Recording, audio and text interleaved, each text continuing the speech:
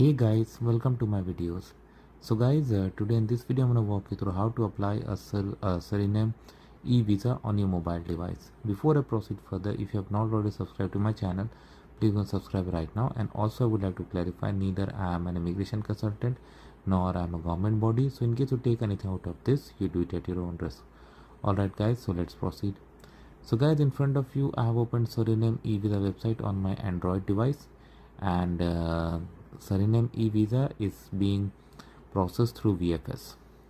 So simple is the process simple. Select application type, fill the form, upload documents, pay the fee. They have given all things like fee, duration, other things. Okay. All right. So once you are ready, okay, we can click on apply now.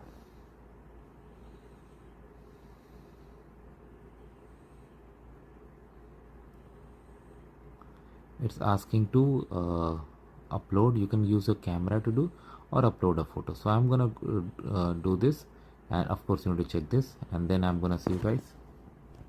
So guys, what happened is, like, I uploaded the passport, but because I uploaded a sample image instead, that's why none of the data was extracted. But yeah, if you use your original passport, definitely that data will be extracted. But anyway, you have the option to fill. So fill all these details: surname, given name, passport number, date of expiry, date of birth, date of issue, nationality, country of issue, and then confirm.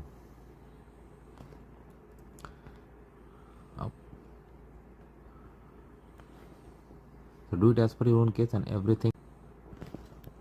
Next is the identity verification. Please upload a clear free photo of your identity document, your passport. Okay. So I can't go. Please use device can upload your latest photograph. Okay. So you can use the camera also to get your picture. Otherwise, you can upload your photo. So I'm gonna do this, and then I'm gonna see you guys. Now came to step 3. Applicant detailed. Application type. So I'll set tourist visa. Purpose of visit, I'll set tourism. IST code and phone number, and then save and next. So I'm gonna do this. Coming to further detail, other given names, maiden name if you have, place of birth should match with your passport, gender, nationality at birth, permanent address. Okay.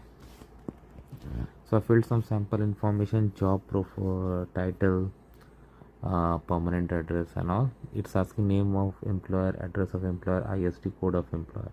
So I'm just skipping these because these are not mandatory field, but definitely provide that. Otherwise, how they will find out that you are self-sufficient and you have a strong reason to go back. So I go to save and continue.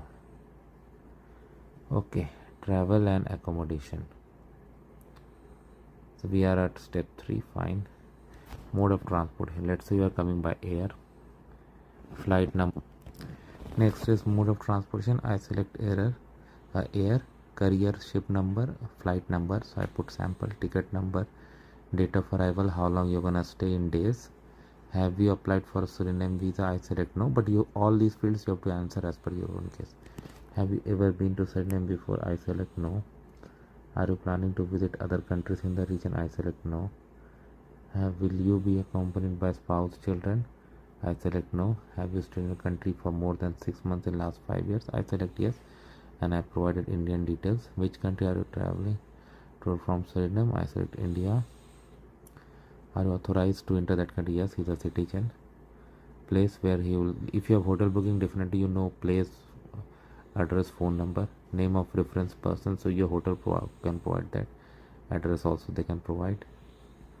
Telephone number of the reference person, and how you're going to support yourself. So I just put some information like 15,000 Canadian dollars, $2,000 credit card and all. Do it as per your own case. Now you can put the email address and continue with an OTP. So I'm going to do this, and then I'm going to see you guys. So with this step where I put the OTP, my detail about